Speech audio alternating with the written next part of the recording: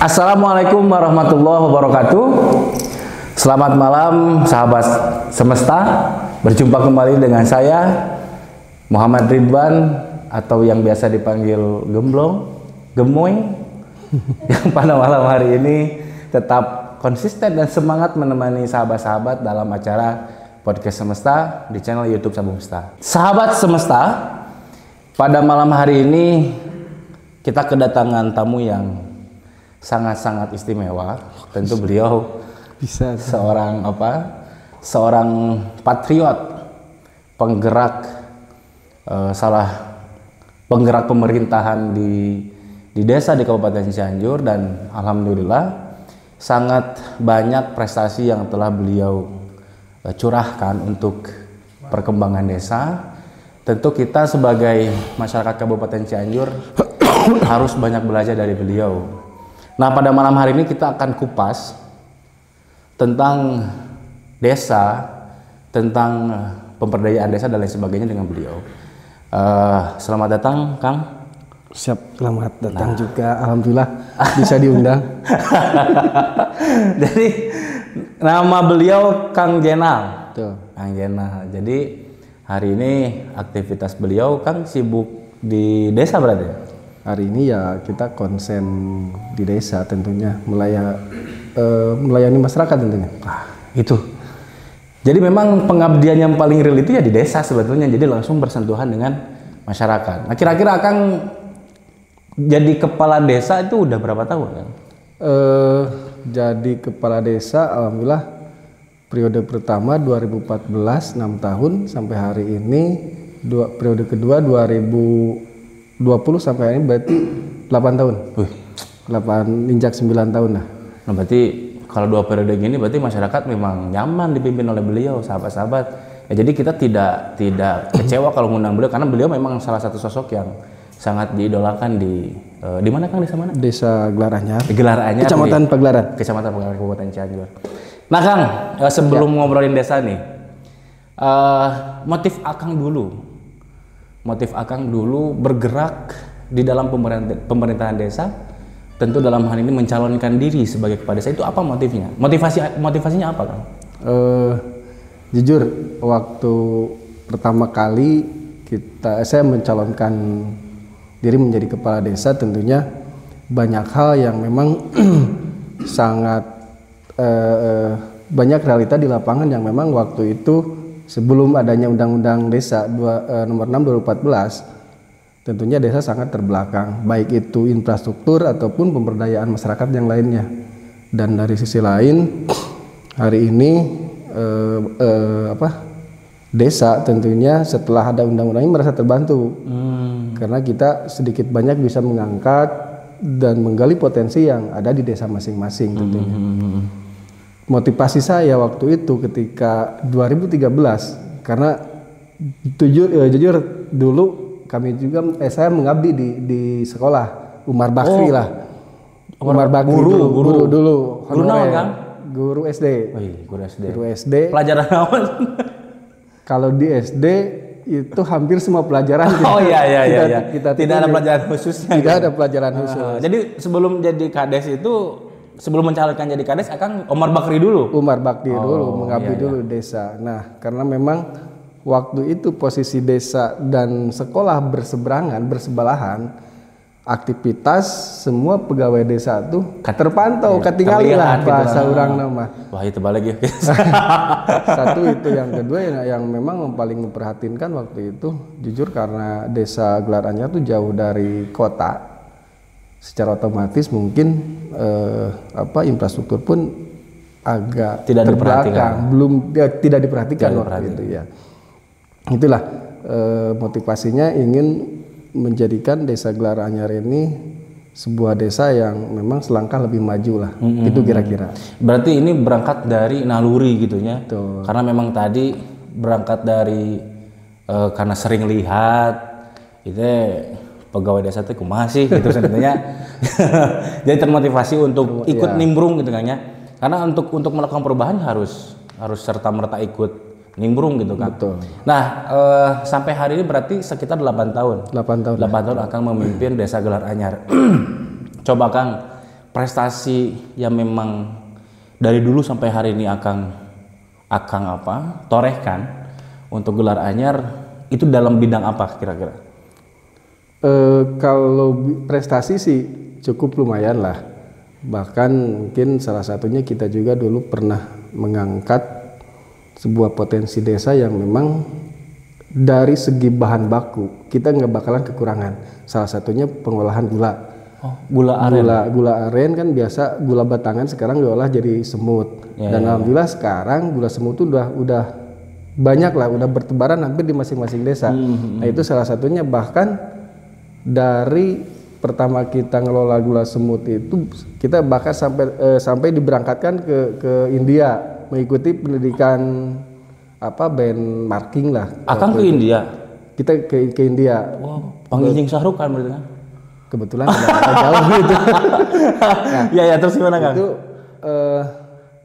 ada memang beberapa pernah di tingkat Jabar juga kita masuk nominasi kedua kalau nggak salah waktu itu di masalah ketahanan pangan.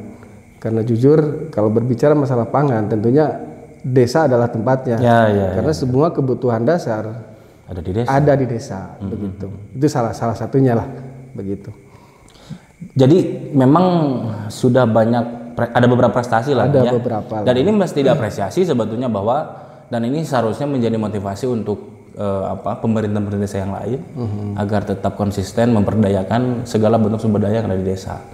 Nah, karena kemarin Kang, memang ada beberapa selintingan, kita geser pembahasan. Karena ada beberapa selintingan yang bertanya kepada saya terkait daripada positif dan negatifnya revisi Undang-Undang Desa tahun 2014 itu.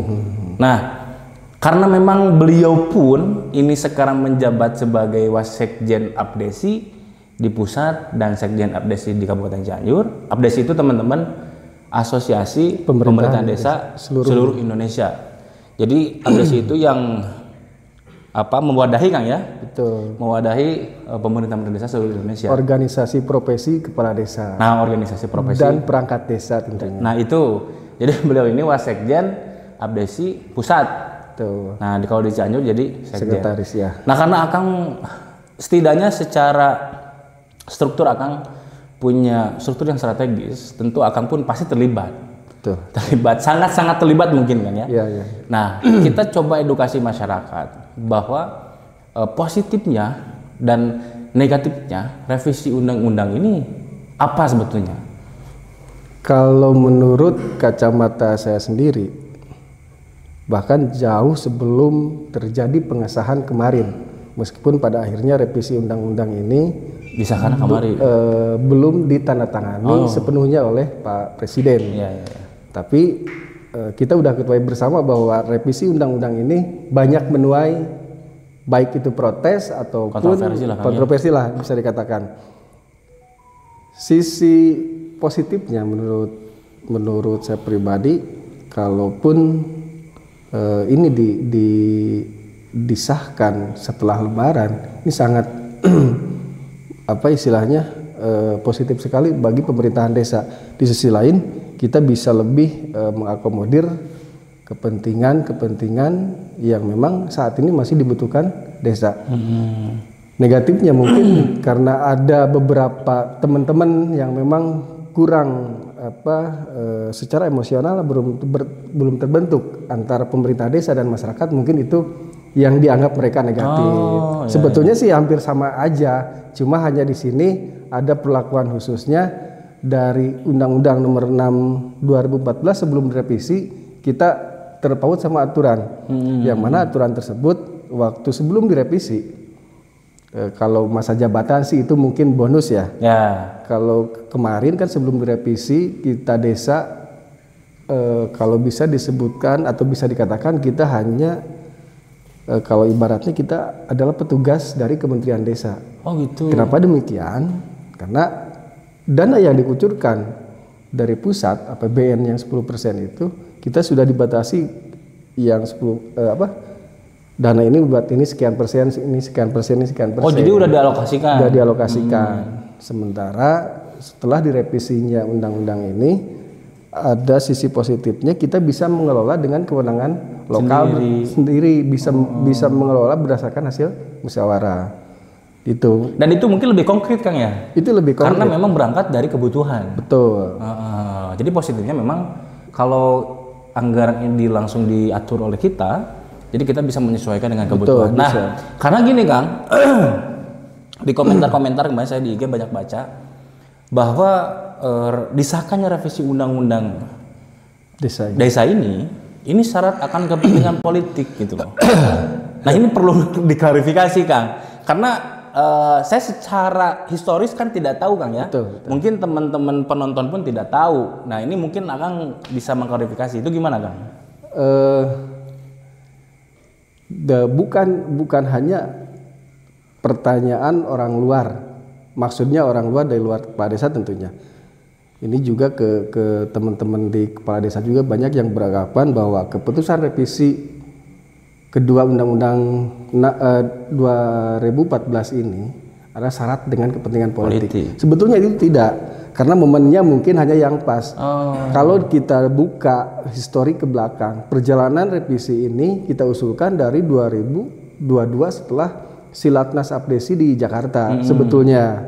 Karena itu tadi kita ada apa istilahnya ada yang ketidaksepakatan teman-teman kepala desa ketika menggunakan dan mengelola anggaran tersebut. Nah, dimasukkanlah DIM waktu itu, daftar inventaris masalah di desa seperti ini, sementara aturan seperti ini. Ya. Sebetulnya perjalanan revisi undang-undang desa ini bukan hanya tahun ini saat tahun politik, cuma memang momentumnya pemerintah dan DPR disahkannya tahun ini. Pas dengan tahun politik mungkin itu. Kita juga tidak bisa menyangkal bahwasannya dan jujur kita juga butuh kekuatan politik juga untuk menggolkan masalah ini. Ya. Dan ini pasti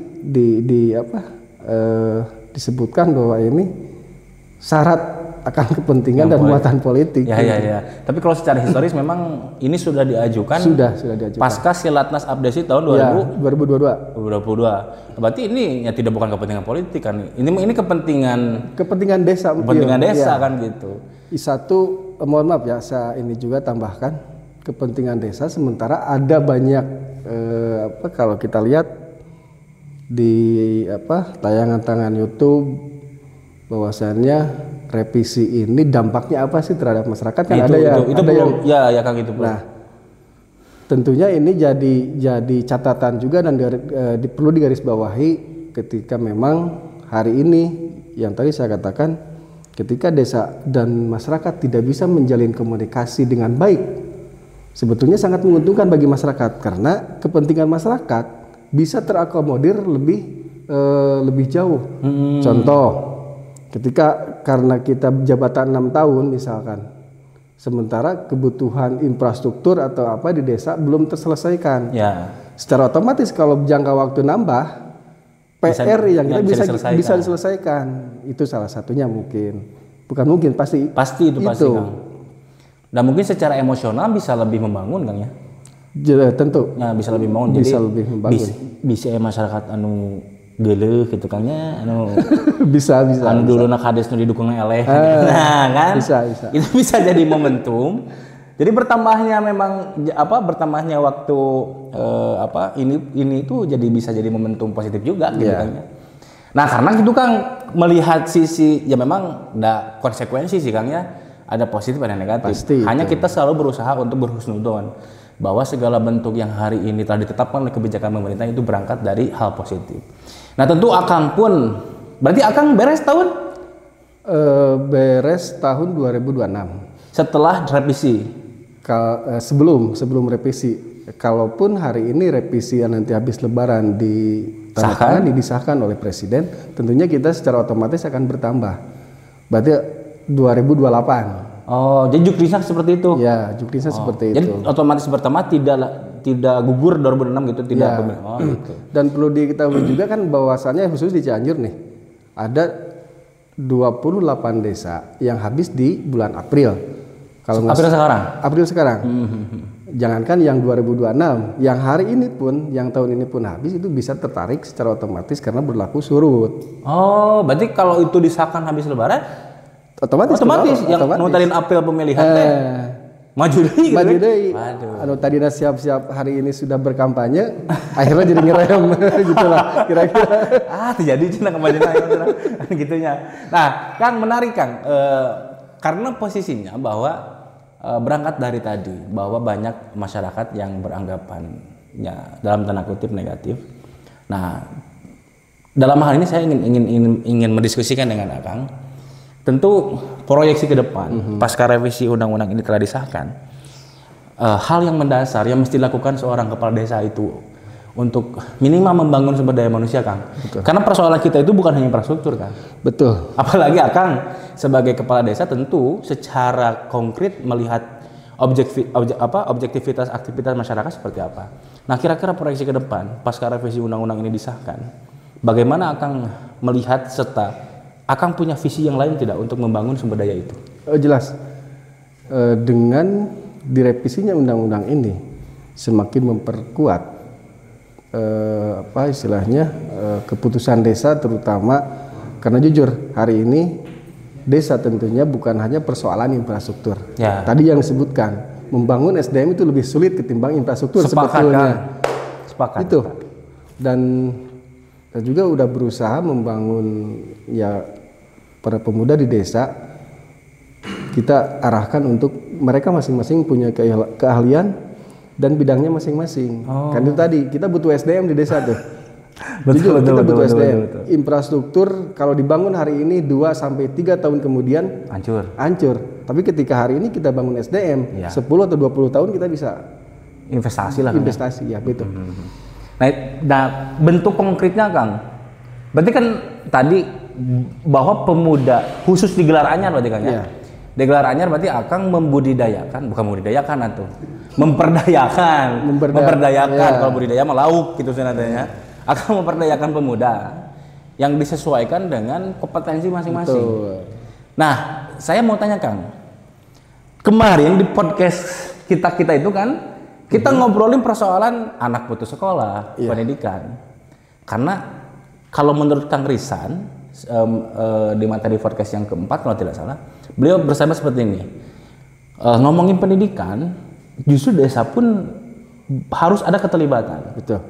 Nah, tadi kan nyambung dengan Akang bahwa pemuda di Gelar Anyar ini didorong untuk mempunyai kompetensi atau keahlian. Iya. Nah, anak putus sekolah Kang atau pelatihan pendidikan di Gelar Anyar ini seperti apa? Apakah memang masyarakatnya memang melek atau seperti apa? Untuk hari ini kalau kita berbicara hari ini ya, saya terutama anak-anak muda di desa Gelar Anyar hari ini tuh persentase tingkat pendidikan khususnya warga masyarakat alhamdulillah meningkat. Satu, mantap. Bukan hanya pendidikan formal yang non formal pun kita coba fasilitasi. Contoh tadi ada anak yang putus sekolah, kita berjejaring dengan Disnakertran karena kebetulan juga Desa Gelar Anyar bermitra dengan Kementerian Tenaga Kerja. Ketika hari ini mereka tidak sekolah dan tidak mempunyai biaya, kita coba masukkan ke lembaga pendidikan yang di Lembang. Selama 3 bulan mereka digojlok, mereka dilatih sesuai dengan apa yang mereka inginkan. Oh, digojlok skill berarti ya? Digojlok skill. Di samping ya itu tadi mereka 3 bulan pulang dan itu bukan hanya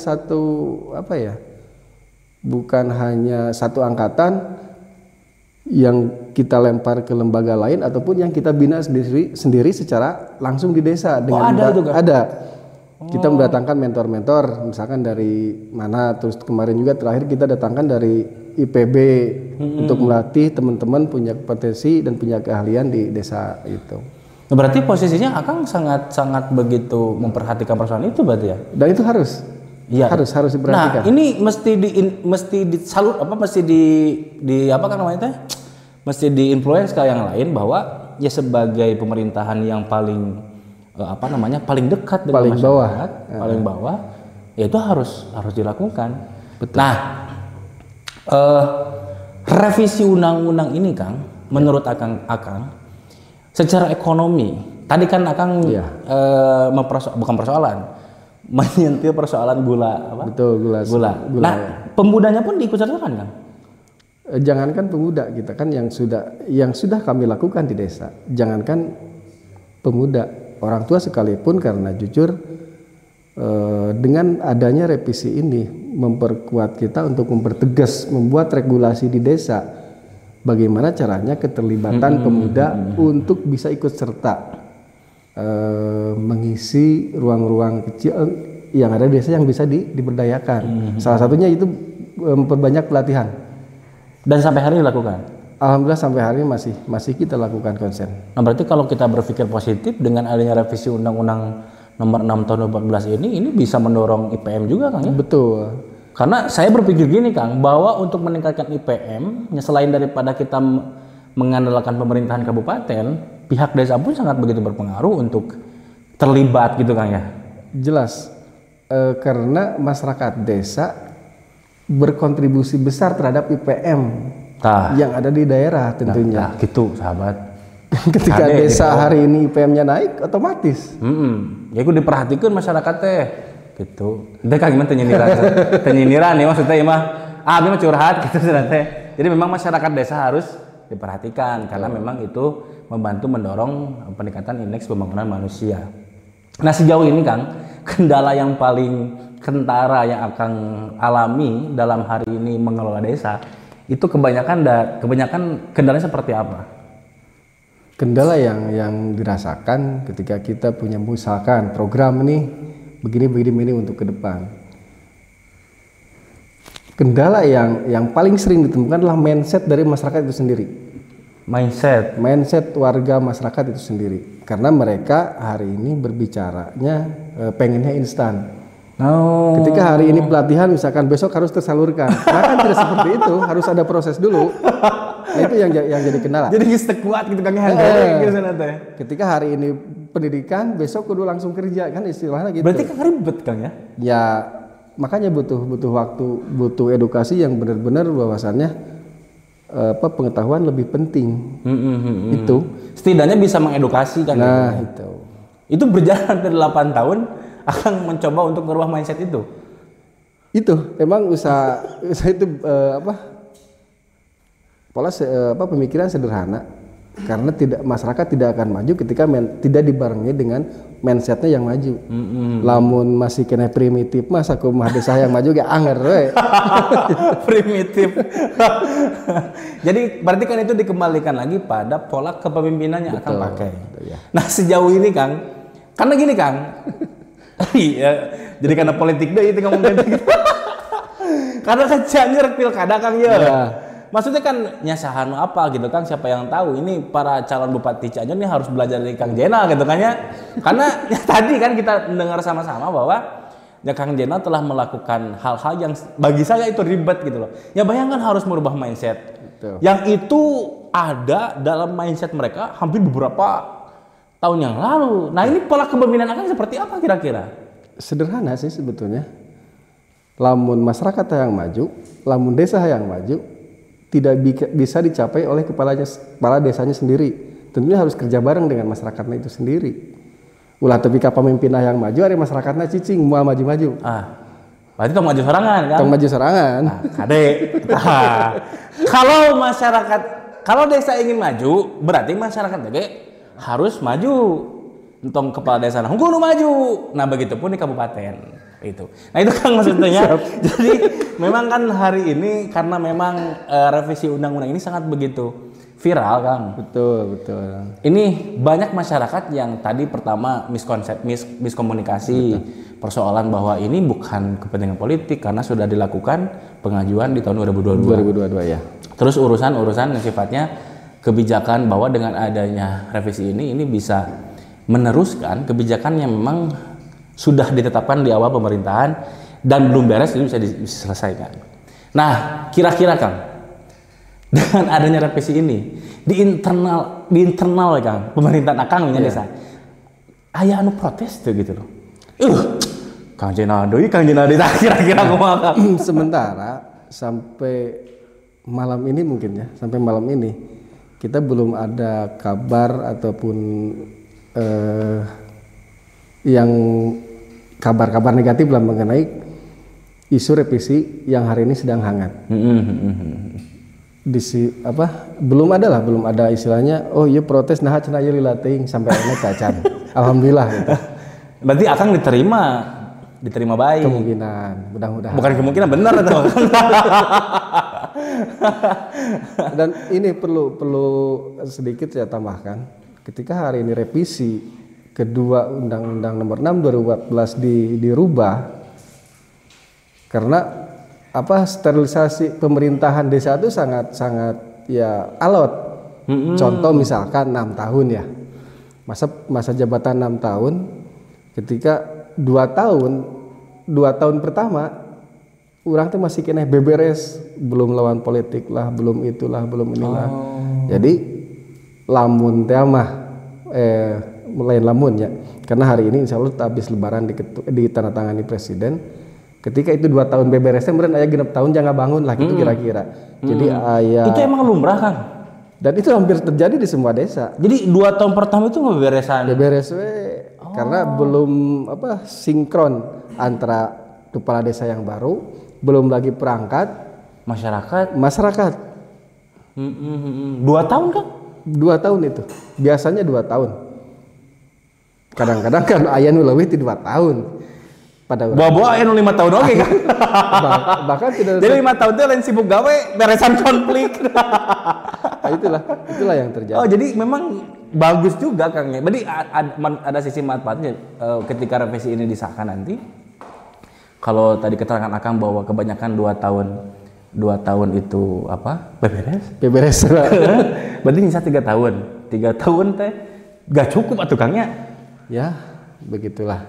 Nah, berarti kalau posisinya ini direvisi, berarti ya 6 tahun Kang gitu. Saya 6 tahun untuk memang ngebangun, karena tidak serta-merta hari ini kita dilantik besok langsung gaspol untuk bekerja, enggak. Jadi kudu nyaseh heula gitu maksudnya. Nah, lantas kan ketika tadi 2 tahun beberes konflik, dan itu akan katakan tadi lumrah, hampir setiap kepala desa melakukan hal itu. Ya karena mungkin berangkat dari kekalahan dalam konteks politik sehingga memang calon yang kala itu tidak menerima gitu. Nah Kang, lanjut kita ngobrolin pemuda Kang, karena Kang masih muda lah gitu. Kan seberapa tahun? Tapi kelihatan muda kene gitu maksudnya. Baru 42 tahun. Masih muda. Muda lah. Gitu muda kene lah. Itu yang belakang terlihat muda tapi dia udah kolot Kang sudah. Nah, ngomongin pemuda Kang. Karena memang hari ini kebanyakan saya tidak mengambil sampel di gelar anyar Kang. Karena kita hari ini ingin mengedukasi masyarakat bahwa pemuda itu tidak banyak yang ingin terlibat dalam ruang-ruang aktivitas di desa, entah itu pemberdayaan ekonomi, petani dan lain sebagainya. Nah, kira-kira pesan Akang untuk mereka seperti apa? Pesan saya pribadi, kalaupun teman-teman muda hari ini yang memang belum antusias ke pemerintah desa, coba komunikasi dengan pemerintah desa, karena memang desa hari ini ada kewenangan untuk mengakomodir kepentingan pemuda di desa masing-masing. Oh, ada kewenangan itu? Ada, karena secara tidak langsung baik itu ekonomi, pemberdayaan itu sudah diatur dalam regulasi Undang-Undang Nomor 6 2014. Oh iya. Jadi kalau hari ini ada pemuda yang belum terakomodir kebutuhannya di desa, menurut saya itu mungkin kurang komunikasi. Lain apatis Kang tapi? Bisa lain husnudon Kangnya. Karena posisinya Kang, kita kan balik lagi bahwa Indonesia hari ini mengalami bonus demografi. Betul. Karena usia produktif lebih banyak, dan itu akan menjadi sebuah pencapaian kalau pemuda ataupun usia produktif hari ini itu berdaya gitu Kang. Nah, pandangan Akang, bagaimana sih sebetulnya kita memperdayakan pemuda di samping mereka mempunyai tren culture studies atau budaya baru yang berangkat dari kota gitu Kang. Jadi kebanyakan kan Kang pemuda tuh yang cicing di desa, yang ke kota we nyingkah gitu maksudnya. Nah, itu sebetulnya itu permasalahan yang konkret dan real ketika hari ini mereka misalkan lulus sekolah SMK, SMA, kuliah, rata-rata mereka langsung lari ke kota gitu. Padahal mah di desa sangat berpotensi ya untuk nambah penghasilan atau segala macam, dan mereka bisa berdaya di desa. Dan kalaupun memang hari ini bagi pemuda yang belum bisa mengembangkan, dengan catatan mungkin dengan keterbatasan biaya atau apa, itu bisa sebetulnya bisa komunikasi dengan desa. Karena desa juga bisa memfasilitasi, bisa membantu lah, bisa ngebantu lah meskipun tidak maksimal. Karena kembali lagi serius tuh itu pemudanya. Gitu. Ya karena kan itu konsekuensi kalau posisinya kita ingin berkembang, ya harus terlibat gitu kan ya. Dan memang keterlibatan pemuda itu penting Kang menurut saya. Karena regenerasi kan Kang. Sanu apa kan mana jadi kepala desa. Nah itu maksudnya teh. Nah itu yang menjadi persoalan kita, sahabat-sahabat semesta, bahwa ya pemuda harus terlibat.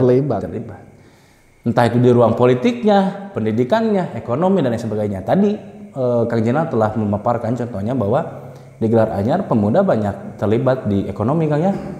Terus pelatihan dan sebagainya.